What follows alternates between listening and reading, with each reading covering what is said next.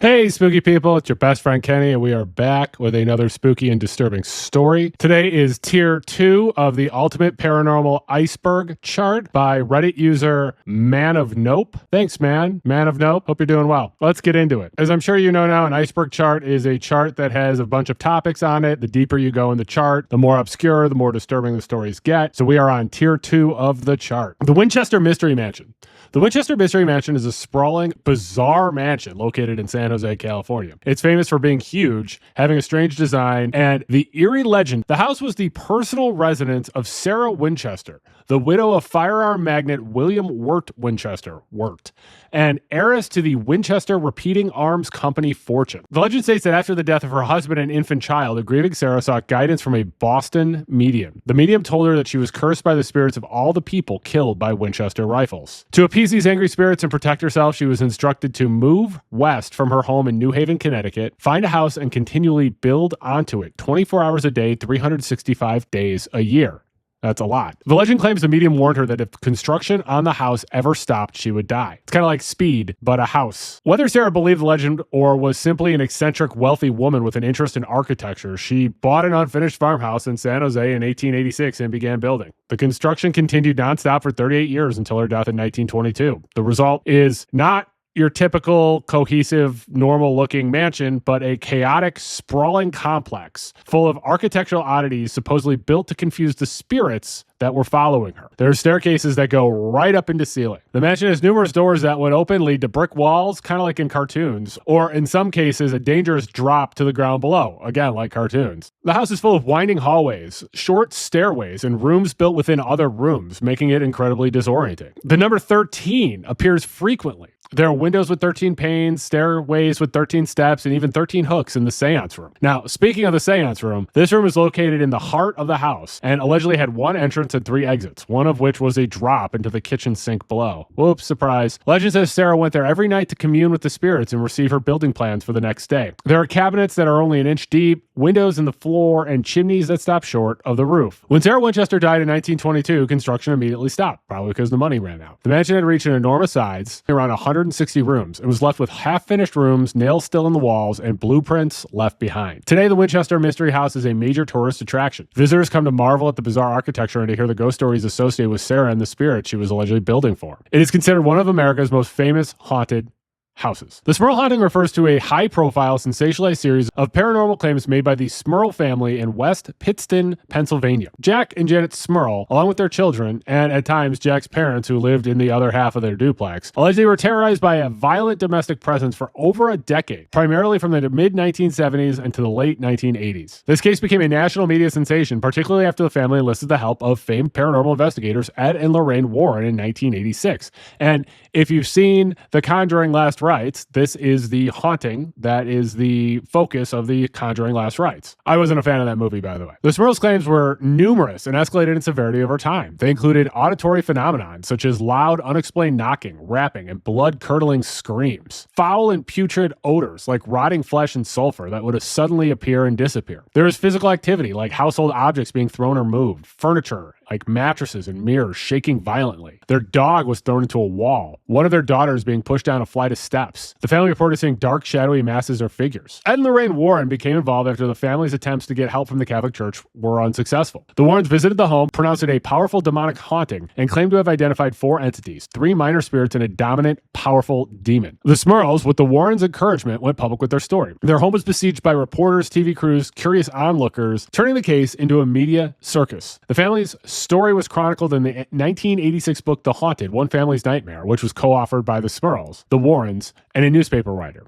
The book was later adapted into a 1991 made-for-TV movie, also called The Haunted. The Smurl Haunting is one of the most controversial cases of its kind. Skeptics, including paranormal researchers and psychologists, have pointed out numerous issues. Despite the extreme claims, there was no independent, verifiable evidence. The Warrens claimed to have audio tapes of knockings, but these were not considered conclusive. Many publicly characterized the case as a hoax or a charade. The family and the Warrens received significant media attention and financial gain from the book and movie deals. The Smurl family eventually moved out in 1987, though they claimed the activity followed them for a short period of time. The case remains a classic example of a sensationalized demonic haunting, with firm believers seeing it as a terrifying spiritual battle and skeptics viewing it as a well-publicized hoax. The Crying Boy is a mass-produced print of a painting that became the center of a widespread urban legend in the 1980s. The legend claims that the painting is cursed and will cause any home it's in to burn down, leaving only the painting itself mysteriously unharmed. The famous artwork is one of a series of 65 works created in the 1950s by an Italian painter known as Giovanni Bragolin. This was a pseudonym for the artist Bruno Amarillo. These portraits featured tearful young boys and sometimes girls, were mass-produced and became incredibly popular in the United Kingdom during the 1960s and 70s. It's believed that tens of thousands of copies were sold.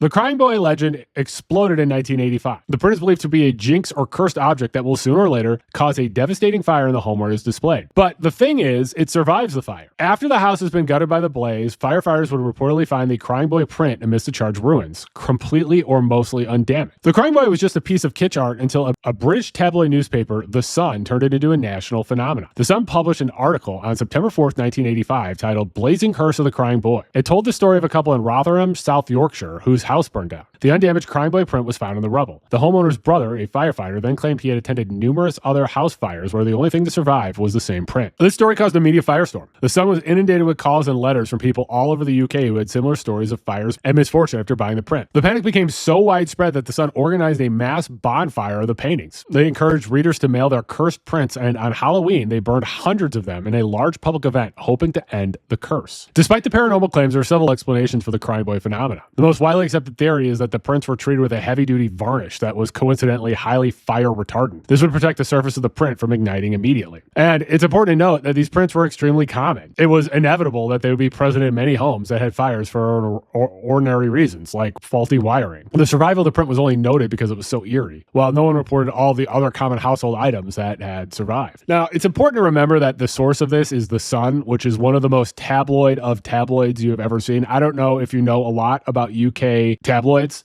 but The Sun is one of the worst.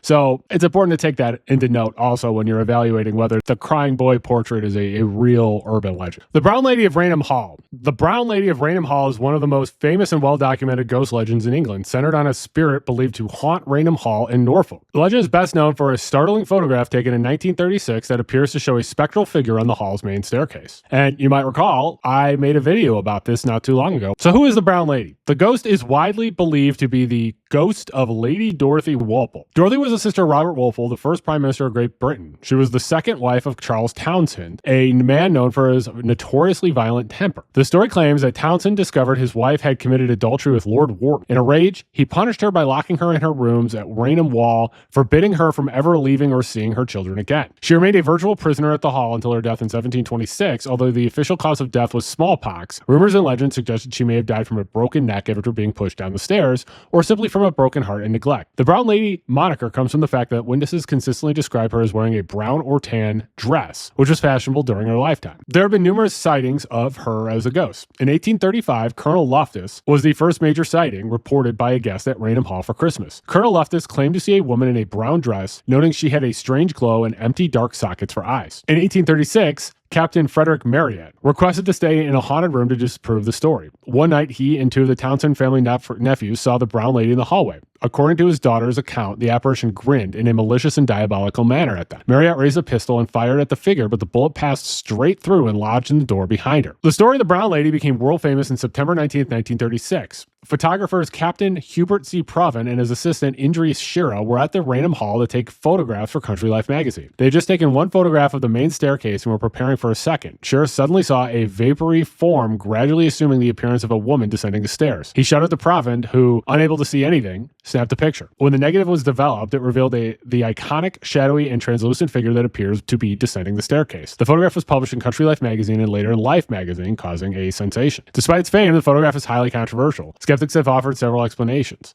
One is the double exposure theory, which is the most common theory, suggesting that the image, perhaps a statue of the Virgin Mary, was superimposed over the image of the staircase. Others have suggested a smudge or grease mark on the lens, combined with light, created the figure-like shape. Another theory is light leak. A simple fault in the camera could have allowed light to leak into the negative, creating the anomaly. To this day, the photograph remains one of the most debated and recognizable images of the history of paranormal investigation. Haunted dolls for sale on eBay refers to a large and popular subculture on the online marketplace where sellers list dolls, stuffed animals, and other figures that are claimed to be haunted, possessed, or spiritually active. These listings are characterized by their elaborate backstories and claims of paranormal activity, which can range from benign to malevolent. When browsing this category, you'll typically find a vessel doll, usually a porcelain doll, a clown, or a Raggedy Ann type doll described as a vessel for a spirit. Then there will be an elaborate backstory. This is the key part of the sale. The seller will provide a detailed and often tragic story about the spirit allegedly attached to the doll. This might include the doll's name, their age, and how they died. Then they're going to tell you about their personality. They're going to say it was playful, shy, protective, angry, demonic. The spirit attached to the doll. This might include the spirit's name, like Annabelle, Robert, or Lillian. Their age and how they died. A child who died in a fire, a teenager from a car accident. And their personality. Playful, shy, protective, angry, demonic. Sellers list phenomena that buyers might experience, such as the doll moving on its own or changing position, objects moving around the doll, disembodied sounds like giggling, crying, or footsteps, lights flickering or electronic malfunctioning, a sense of being watched, cold spots, or unexplained physical contact like scratches. Those spirits are generally categorized by sellers. Positive active dolls are described as friendly, protective, or playful spirits who are just looking for a new home. Negative and malevolent dolls are the more dangerous dolls, allegedly attached to demonic entities or angry spirits. These listings often come with warnings like not for beginners or experienced only, and claim the doll can cause nightmares, bad luck, or physical harm. Because it's impossible to sell an intangible item like a ghost, eBay has a specific policy regarding these listings. To comply, sellers must include a disclaimer stating that they are selling a tangible doll, the physical object. The listing is for entertainment purposes only. Any paranormal claims or stories are just that, stories, and are not guaranteed. And obviously, this phenomenon is met with significant skepticism. Many people, including former sellers, have admitted to fabricating an entire story. They find a creepy looking doll at a thrift store, write a compelling emotional or terrifying backstory, and sell it for a significant markup. The story is the product, not the haunting. And that makes a lot of sense. I think that the vast majority, if not all of these eBay haunted dolls, are almost very likely people just trying to make money, because that's the whole purpose of eBay. Right? The Exorcist House. The Exorcist House can refer to two different locations. The house where the 1973 movie The Exorcist was filmed, and the real house in St. Louis, Missouri, where the 1949 exorcism that inspired the story took place. The movie house is in Georgetown, Washington, D.C. This is the location most people recognize. It's the imposing brick house whose exterior was used for the McNeil family's home in the film. The house was used for all the exterior shots. Most of the interior scenes were filmed on a set in New York. Now, it's a private residence and a major tourist landmark. Fans of the film frequently visit to take pictures of the house and the adjacent stairs. Then there's the real Exorcist House. The location is tied to the actual 1949 events that inspired William Peter Blatty to write the novel The Exorcist. The story is based on the alleged demonic possession and exorcism of a 14-year-old boy given the pseudonym Roland Doe. The events didn't just happen in one place. The activity reportedly began at the family's home in Mount Rainier, Maryland. The family traveled to St. Louis, Missouri, seeking help from Jesuit priests at St. Louis University. The real exorcism house, where most of the intense phenomenon was reported, was the home of the boy's relatives, located in the suburb of Belnor, Missouri. The final rites of exorcism were completed at the Alexian Brothers Hospital in St. Louis, which was torn down in 1978. The Belnor house has a reputation for being genuinely haunted. It has been investigated by numerous paranormal teams who claim to have captured evidence of its residual paranormal activity. The name Hill House is one of the most famous in horror, referring to both a real-world haunted attraction and an iconic fictional story. The fictional story is The Haunting of Hill House. This is the most famous Hill House, and it's the setting of the highly influential 1959 horror novel by Shirley Jackson. The novel follows Dr. John Montague, an investigator of the supernatural who rents the infamously haunted Hill House for a summer. He invites several guests, including Eleanor Vance, a shy, lonely woman with a troubled past, and Theodora, a free-spirited artist. The group is there to find scientific proof of the supernatural. Jackson's novel is considered one of the greatest haunted house stories ever written. It's been adapted into a few movies. The Haunting from 1963, which was critically acclaimed, faithful film adaptation of the novel. The Haunting 1999, which is a CGI-heavy remake that nobody really liked. And The Haunting of Hill House, which was a Netflix series by Mike Flanagan. This version completely reimagined the story, focusing on the Crane family who lived in the house and the trauma that followed them into adulthood. There's also a real location, the Haunted Hill House in Mineral Wells, Texas. And this is a well-known paranormal tourist attraction in Texas, famous for its dark history and aggressive alleged hauntings. It was built around the 1880s, and the house has a sordid local reputation.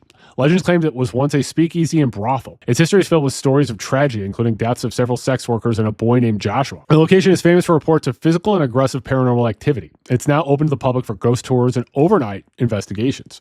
Visitors and investigators frequently frequently report being scratched, bit, and pushed by unseen forces. This is the house's most notorious claim. There's a specific room where many of the scratching incidents occurred called the Scratcher Room. The spirit of a young boy named Joshua is said to haunt the house, communicating with investigators and playing with toys. And clear voices are reportedly captured on electronic devices such as EVPs and spirit boxes, often being aggressive or threatening. Waverly Hills Sanitarium. Waverly Hills Sanitarium is located in Louisville, Kentucky, and is widely considered one of the most haunted places in the world. Its dark history as a tuberculosis hospital in the early 20th century is the foundation for this terrifying reputation. So why is it so haunted? Well, the sanitarium was built to treat patients during a massive outbreak of tuberculosis known as the White Plague. Before antibiotics, TB was often a death sentence. The facility was a place of last resort, filled with isolation, suffering, and overwhelming numbers of deaths. While the exact number is debated, estimates range from 8,000 to over 60,000 deaths occurring at the facility. Desperate for a cure, doctors perform experimental and often brutal treatments, including collapsing lungs and other painful, disfiguring surgeries, which often failed. The paranormal activity at Waverly Hills is extensive, but there are a few key areas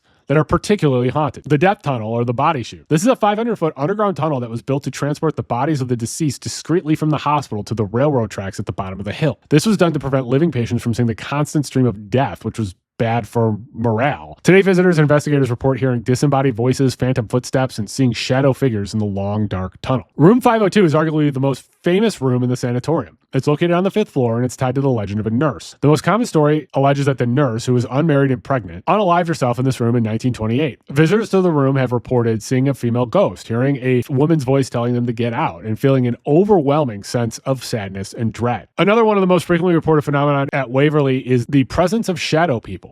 These dark human-shaped masses are seen darting down the long and empty hallways, peeking around corridors, and watching investigators. One particularly famous entity is nicknamed the Creeper, and it's a shadow figure known for crawling on the floors and the walls. Oh, that's scary. The 5th floor and the rooftop were originally used to house and treat child patients with tuberculosis. They were exposed to open-air treatments even in cold weather.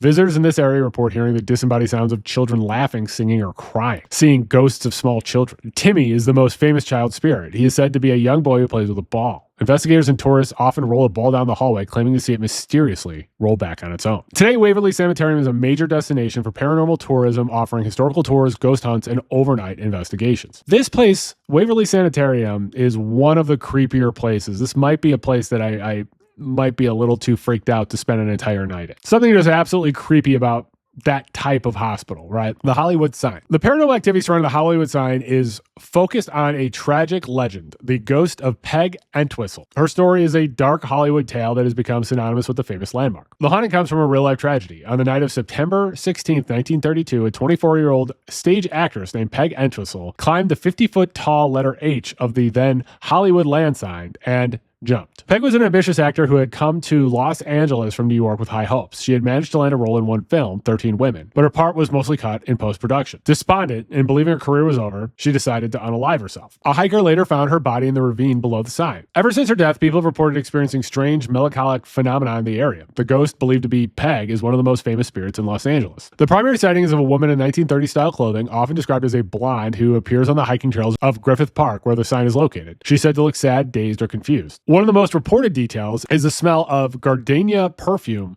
in the open air, which was Peg's favorite. Some witnesses, particularly late at night or during foggy weather, have claimed to see a figure of a woman climbing the edge of the Hollywood sign. Several park rangers have gone on the record about their own experiences reporting encounters with the apparition or the phantom scent of gardenias on their patrols. The paranormal activity at the Cecil Hotel in Los Angeles is linked to its long, dark, and tragic history. Unlike many haunted locations known for specific ghosts and legends, Cecil's reputation is built on the sheer volume of real-world deaths, violence, and despair that have occurred within its walls. The hauntings reported there are less about specific ghosts and more about an overwhelming atmosphere of dread and the hotel's connection to some of America's most famous crimes. The Cecil Hotel has been the site of at least 16 documented unalivings. The hotel's location near Skid Row made it a cheap, anonymous place to stay, which attracted at least 2 notorious serial killers. Richard Ramirez, the Night Stalker. In the late 1980s, Ramirez lived in the 14th floor of the Cecil for an extended period during his killing spree. He reportedly disposed of his bloody clothes in the hotel's dumpster before returning to his room, his appearance going unquestioned in the hotel's chaotic environment. Jack Unterweger, who was an Austrian serial killer who preyed on S-workers, stayed at the Cecil, allegedly to pay homage to Richard Ramirez. Many believe the presence of such intense energy has permanently stained the hotel. Guests report feeling like they are being watched, and some claim to see dark, shadowy figures in the hallways, particularly on the 14th floor. The most famous and chilling event in the hotel's modern history is the death of Eliza Lamb. The 21-year-old Canadian student vanished during her stay. Her case became a global sensation when the LAPD released a bizarre elevator surveillance video. The footage shows Lam acting erratically. She enters the video, presses multiple buttons, and peeks in and out of doors, as if hiding from or talking to someone in the hallway, though no one is visible. The elevator appears to be malfunctioning. Weeks later, after guests complained of low pressure and foul-tasting black water, Lam's naked body was discovered decomposing in one of the hotel's sealed water tanks on the roof. Her death was officially ruled an accidental drowning, but the circumstances remain baffling to many. The elevator video is the most cited piece of paranormal evidence. Theories range from her being possessed by a spirit to her being played with by a malevolent entity, causing her erratic behavior and leading her to the water tank, an area that was supposedly locked and alarmed. There's some other incidents too. There's Pigeon Goldie Oswood. In 1964, a well-known long-term resident was found murdered in her room. The case was never solved. There's also a persistent local legend that Elizabeth Short was seen drinking at Cecil's bar in the days before her gruesome unsolved murder, the Black Dahlia murder, in 1947. Bela Lugosi's mirror. Bela Lugosi's mirror is a famous and allegedly haunted object that's currently housed by Zach Baggins at the Haunted Museum in Las Vegas. Its dark reputation comes from its history, its connection to the iconic Dracula star, a brutal unsolved murder, and terrifying paranormal claims made by its subsequent owners. The legend begins with the mirror's first owner, Bela Lugosi, who is best known for playing Count Dracula in 1931. The mirror was hung in the Hollywood Hills home where Lugosi lived during the height of his fame. The core legend is that Lugosi was obsessed with the occult and the supernatural, so he didn't use it as a normal mirror. Instead, he allegedly used it for scrying, the practice of gazing into a reflective surface to contact spirits or see visions of the future. The paranormal lore surrounding this mirror suggests that Lugosi's rituals may have opened a portal or attached a dark energy to the object. After Lugosi, the house and its mirror were eventually acquired by Frank Salitri, a lawyer and B-movie producer in the 1970s. In 1982, Salitri was found dead in his bedroom where the mirror hung. The murder was exceptionally violent. Salitri had been tortured with a screwdriver and shot in the head. The crime scene was described as gruesome, and the mirror witnessed the entire event. To this day, Frank Salitri's murder has never been solved. This dark, violent, and unresolved event is believed to have permanently stained the mirror, trapping the negative energy of the act. After the murder, the mirror was inherited by Frank Salitri's family. His niece, Cindy Lee, and her family claimed to be terrorized by it. The family reported severe and malicious paranormal activity. Cindy's daughter claimed that when she looked into the mirror, she could see a dark entity or shadowy figure. She also reported being physically attacked, including feeling invisible bites on her neck and waking up with unexplained painful scratches on her body. Convinced the mirror was evil, the family kept it in storage. They were too afraid to destroy it, fearing it would make things worse, or sell it, fearing the buyer's safety. The family was desperate to get rid of the object, so they contacted Ghost Adventures investigator Zach Baggins, and he acquired the mirror, which was featured on his show Deadly Possessions, and made a centerpiece exhibit at the Haunted Museum. Visitors to the museum have claimed to experience their own strange phenomenon, including feeling ill, seeing a dark figure, and seeing their own reflection in the mirror turn into a black, empty void. The RMS Queen Mary. The RMS Queen Mary is a retired British ocean liner permanently docked in Long Beach, California, and is widely considered one of the most haunted places in the world. Its reputation is built on a long and dramatic history, which includes glamorous transatlantic crossings, grim wartime service, and numerous tragic deaths. And today it operates as a hotel and tourist attraction, famous for its paranormal hotspots and the spirits said to inhabit its deck. The Queen Mary's intense supernatural reputation is believed to stem from the sheer amount of death and tragedy it has witnessed. During World War II, the ship was stripped of its luxury, painted gray, and converted into a troop ship named the Grey Ghost. It carried thousands of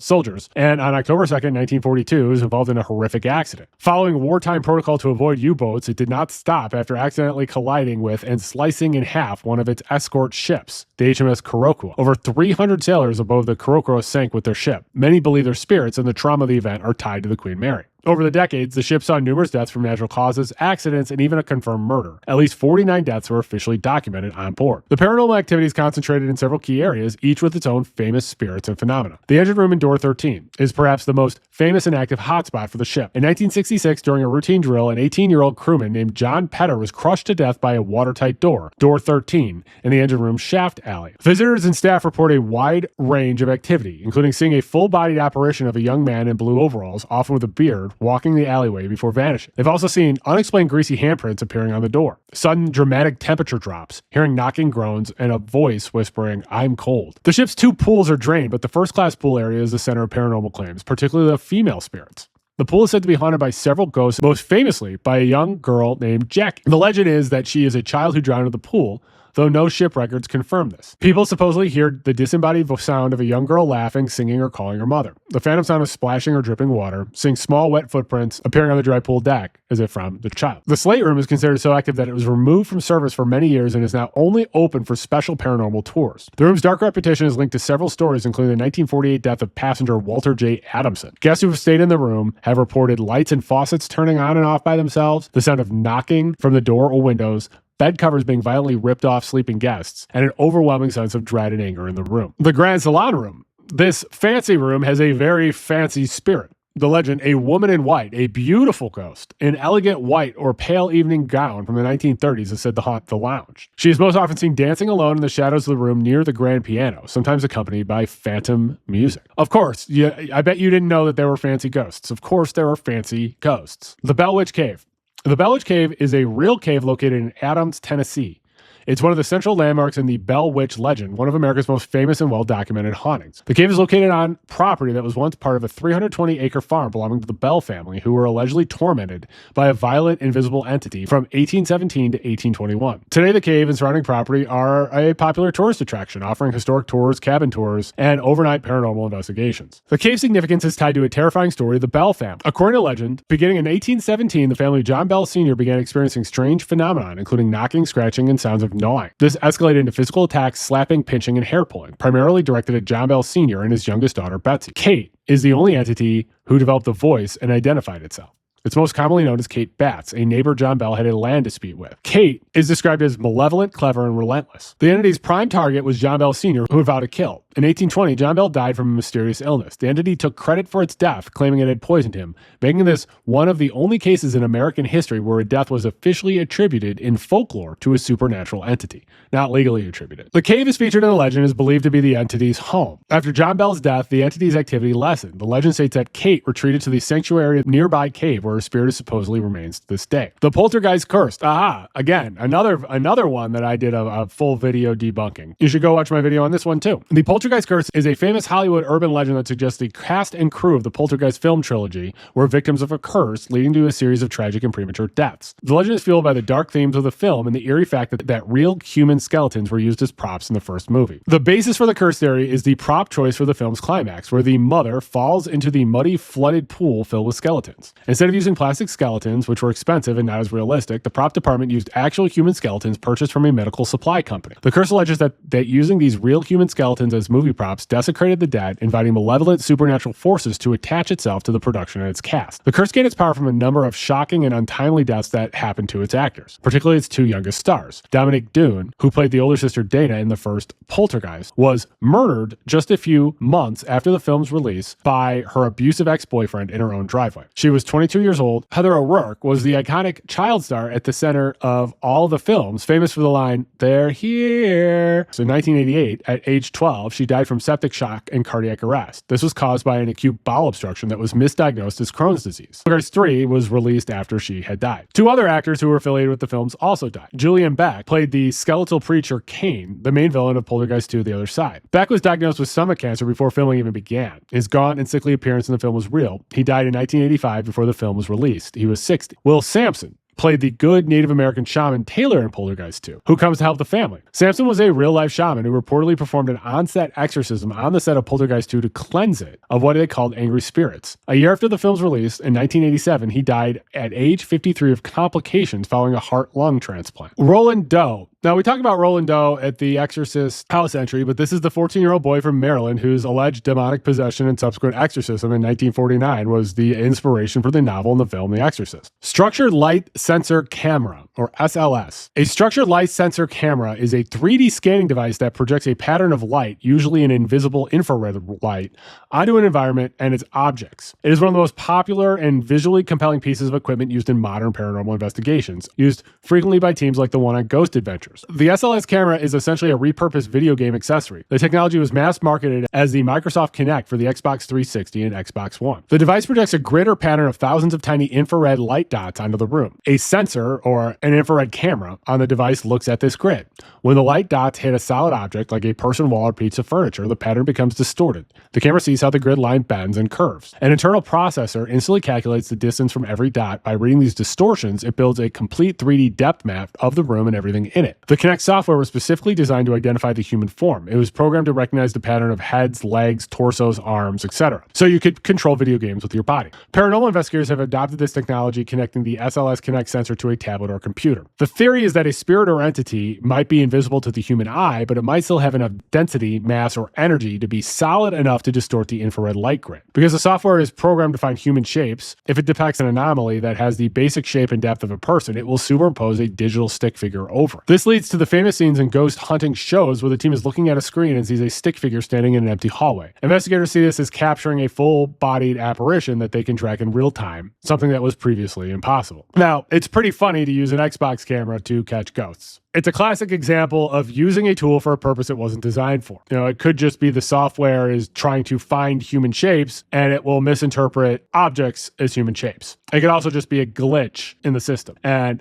there's also environmental factors that can cause the infrared grid to be distorted. Things like dusts or bugs or fog or something like that. The thing is, it's confirmation bias, right? When the software finds a hit, the investigators believe it to be a ghost, even if it's just, nothing. UV full spectrum photography refers to the practice of using a camera that has been modified to see beyond the limits of human vision. A regular camera is designed to mimic human vision. The human eye can only see a tiny slice of the light spectrum known as visible light. To get this, all cameras have an internal hot mirror filter that is effectively designed to block most of all of the other light, primarily ultraviolet light and infrared light. A full spectrum camera is a regular camera that has been physically modified by having its internal hot mirror filter removed and replaced with a clear filter. This modification allows the camera sensor to become sensitive to the entire range, capturing light from all three spectrums at once: ultraviolet, visible, infrared. When this camera is used, especially with an external infrared light source, it can essentially see in the dark. This is what you see in the green or black and white night vision shots. This technology is one of the most popular tools in modern paranormal investigation. The connection is based on a specific theory. The theory is that spirits, ghosts, and other paranormal entities may not be visible to the human eye because they exist or manifest in light spectrums that we cannot see, like the ultraviolet or infrared range. Investigators use full spectrum cameras hoping to capture something on camera that was not visible to their own eyes at the time of the recording. When an investigator captures an anomaly like a mist, strange light, or a figure on a full spectrum camera that wasn't seen in person, it is often presented as a potential evidence of the paranormal. Logic is we couldn't see it, but the camera, which can see the UV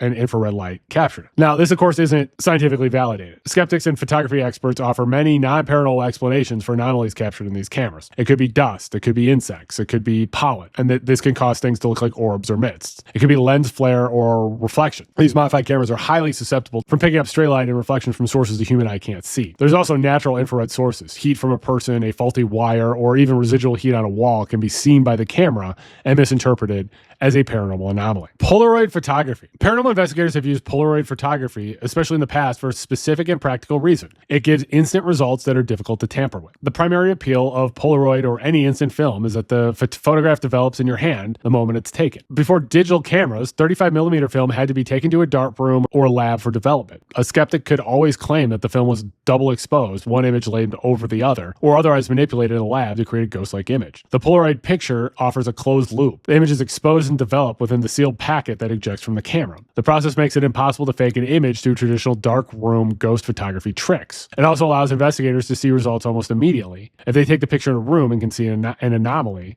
they can try to recapture it or focus their investigation on that area right away rather than waiting hours or days to get their film developed. Investigators use Polaroid cameras exactly the same way they use digital cameras. Investigators will often take pictures blindly into dark rooms, hallways, or areas where they feel a presence or get a strange reading on another device like an EMF meter. They're not necessarily expecting to get a full-bodied ghost. They're looking for anomalies that were not visible to the naked eye when the picture was taken, like orbs or mists or shadow figures. Skeptics say that a lot of the anomalies captured have simple non-paranormal explanations, like lens flares, or the camera's own strap could cause a variety of different types of anomalies in photos. The Ovilus is a device made by a company called Digital Dowsing that is essentially an electronic word bank, that it doesn't use radio signal. It's equipped with multiple environmental sensors that detect changes in its surroundings, such as electromagnetic fields, temperature, humidity, and barometric pressure. The device contains a pre-programmed dictionary of thousands of English words.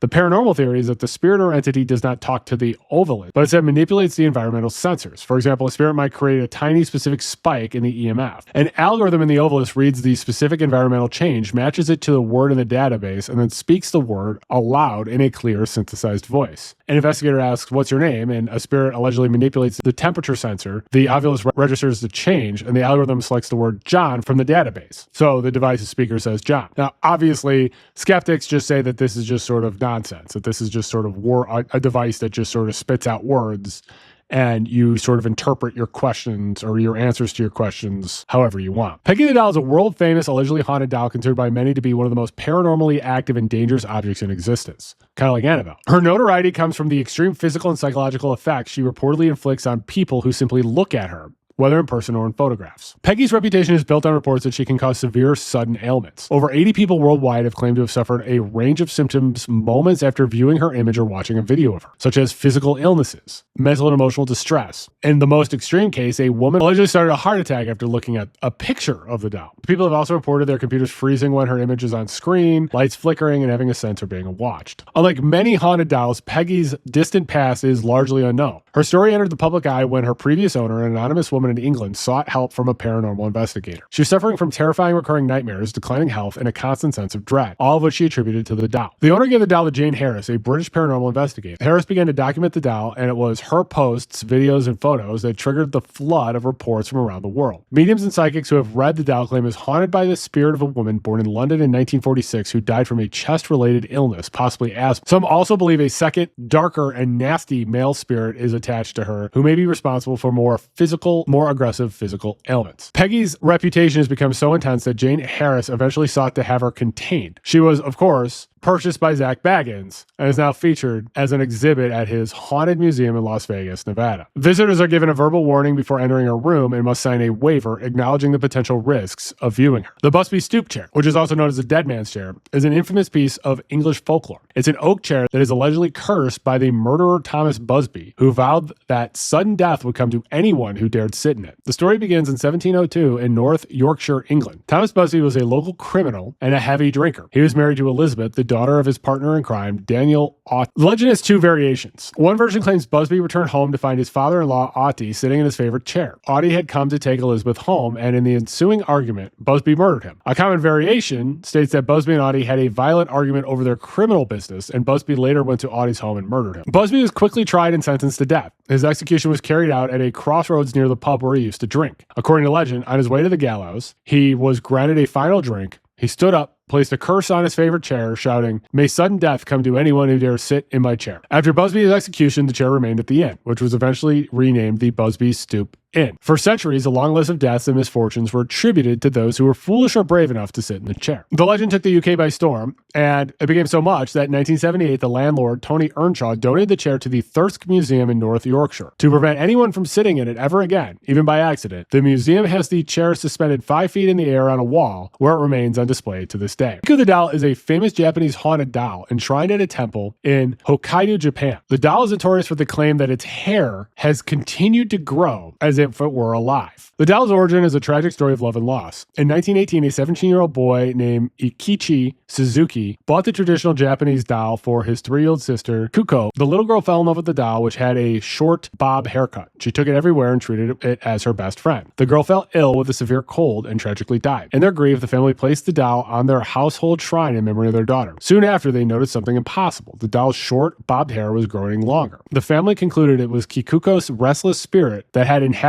her beloved doll. They saw the growing hair as proof that their daughter was still with them. In 1938, when the Suzuki family was moving, they decided the doll should remain in Hokkaido. They entrusted the care of it with the Buddhist monks at a temple where it remains to this day. And the monks have corroborated the story, claiming that they must periodically trim the doll's hair. Despite it being cut, it reportedly continues to grow past the doll's knees. According to the legend, samples of the doll's hair were scientifically tested and were allegedly confirmed to be the hair of a human child. Well, that's the end of Tier 2 of the Ultimate Paranormal Iceberg Chart by Man of Nope. I will continue doing the tiers of this iceberg chart probably about once a week, so stay tuned. Make sure that you're subscribed to this channel. Please like, share, and hype this video. Follow me on Blue Sky, Twitter, and TikTok. My username is TheSpookyLawyer. If there is a spooky or disturbing story you would like me to cover, leave a comment and tell me about it, or send me an email. My email address is thespookylawyer@gmail.com. If you'd like to support the channel, there is a link in the description to buy me a coffee, and so you could buy me a coffee, or you can become a member of this channel for the $1.99 tier. You can get access to exclusive content, including exclusive videos. I appreciate you considering this. I'm going to put the names of all of the people who have donated to this channel here. I'm going to put the names of all the people who are members of this channel here. You can also support me by continuing to like, share, and watch my videos. And I do appreciate you watch my videos. And please stay spooky.